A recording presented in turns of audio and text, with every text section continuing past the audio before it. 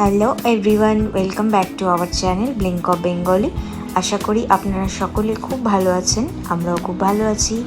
আজকে আবার আমাদের বালি ভ্রমণের আরেকটি পর্ব নিয়ে আমরা চলে এসেছি। ভিয়েতনাম থেকে আমরা গিয়েছিলাম বালি ঘুরতে, প্রায় 1 বছর হতে চললো, কিন্তু 1 বছর পরেই ভিডিওটা আপলোড করছি স্মৃতিটাকে ধরে রাখার জন্য। তো চলুন দেখে নেওয়া যাক আমাদের বালি ভ্রমণের এই পর্বটি। বালির এয়ারপোর্টটি একদমই নীল সমুদ্রের পাশেই রয়েছে। এই নীল সমুদ্রের জল দেখতে দেখতেই ফ্লাইটটি ল্যান্ড করলো বালির মাটিতে। এরপরে আমাদের ইমিগ্রেশন ছিল খুবই ইজি। এরপর আমরা আস্তে আস্তে এয়ারপোর্টে চলে এলাম এবং এয়ারপোর্ট থেকে খুবই তাড়াতাড়ি ইমিগ্রেশন এবং ব্যাগেজ কালেক্ট করে বেরিয়ে পড়েছিলাম আমাদের হোটেলের উদ্দেশ্যে।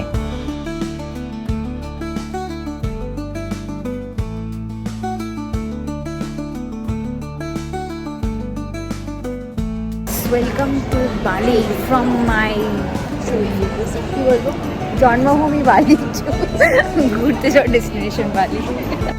বালির রাস্তাঘাট বেশ ভালোই সুন্দর। এয়ারপোর্টের আশেপাশে প্রচুর গাছপালা রয়েছে, যার জন্য বেশ গ্রিনারি লাগছিল দেখতে।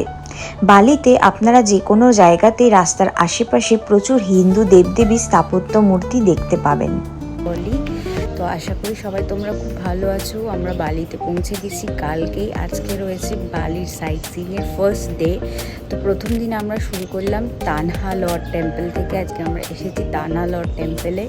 এখানে তানহা লর্ড টেম্পল ঘুরবো, তোমাদেরকেও দেখাবো। আজকে বেশ সানি ওয়েদার, বেশ রোদ উঠেছে।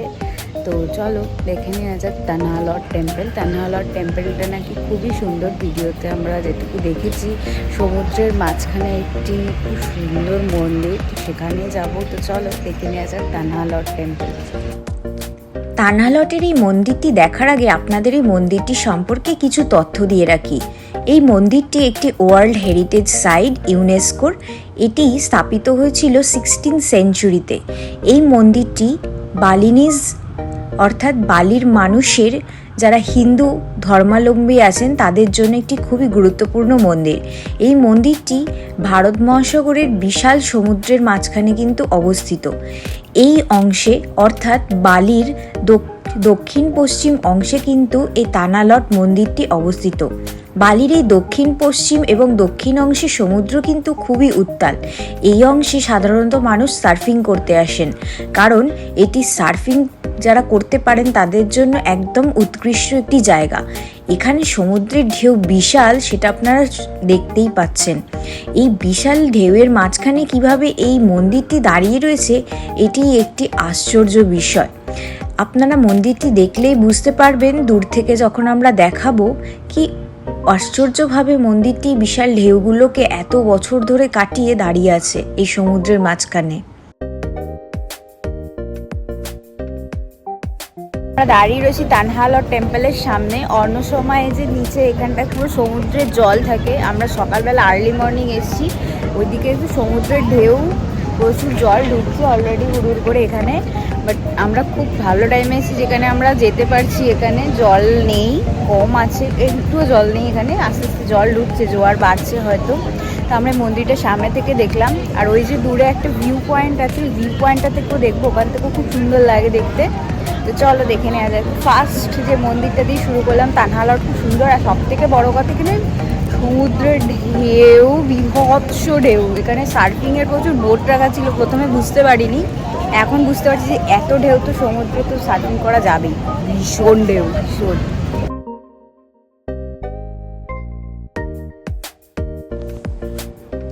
সমুদ্রের জলের রং এবং সমুদ্রের ঢেউ দুটোই কিন্তু আমাদের মন কেড়ে নিয়েছিল এই জায়গায়, এবং তার সঙ্গে এই সুন্দর মন্দিরটি যেটি সমুদ্রের মাঝখানে রয়েছে।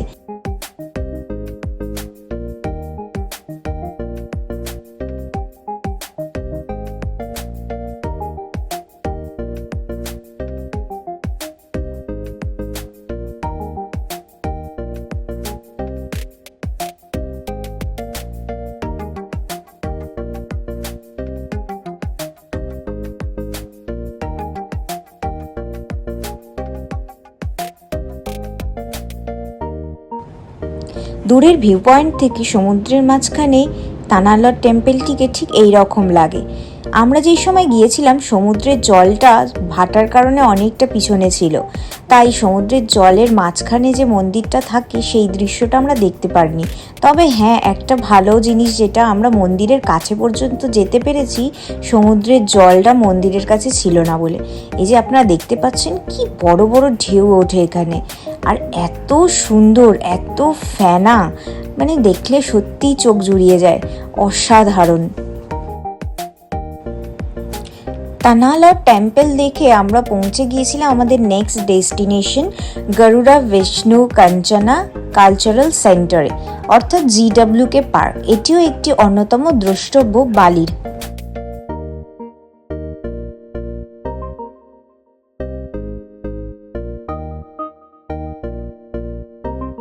এরকম শাটল বাস আছে গেট থেকে, এই যে শাটল বাসগুলো তোমরা দেখতে পাচ্ছ, এই শাটল বাসগুলো ফ্রি অফ কস্ট থেকে এখানে নিয়ে আসবে। এখানে এবার টিকিট কাটতে হবে। এখানে এই যে টিকিট কাউন্টার আছে, আমরা টিকিট কাউন্টারে যাবো, গিয়ে টিকিট কাটবো। যে টিকিট কাউন্টার সামনে দেখা যাচ্ছে, টিকিট কাউন্টার। চল টিকিট কেটে যাওয়া যাক এই গরুড়া বিষ্ণু কালচারাল পার্কে। এই পার্কে রয়েছে বিশেষত বালির হিন্দু ধর্মাবলম্বী মানুষদের বিভিন্ন দেব দেবতাকে উৎসর্গ করে বানানো স্থাপত্য। বিশেষ করে এটি গরুর দেবতাকে উৎসর্গ করে এই পার্কটি রয়েছে। গরু দেবতার সম্পর্কে নানা ধরনের তথ্য রয়েছে এই পার্কে। এই পার্কে রয়েছে 121 মিটার লম্বা একটি স্থাপত্য, যেই স্থাপত্যটি হচ্ছে ভগবান বিষ্ণু গরুর দেবতার উপর বসে আছেন। এটি একটি বিশাল বড় মূর্তি। এরপরে এই GWK পার্কের একটি অনুষ্ঠান ছিল, বিভিন্ন রকমের অদ্ভুত বাদ্যযন্ত্র সহ এখানে একটি নাচের অনুষ্ঠান হয়। সেই নাচের অনুষ্ঠানটি দেখার জন্য আমরা বসে পড়েছিলাম। আপনারা একটু খেয়াল করলে ভিডিওতে বুঝতে পারবেন, আমাদের সকলের প্রায় অজানা বিভিন্ন ধরনের বাদ্যযন্ত্র বাজিয়ে এখানে সবাই কিন্তু অনুষ্ঠান করছেন। এরপর আমরা দেখে নেব এখানকার কিছু লোকাল ডান্স।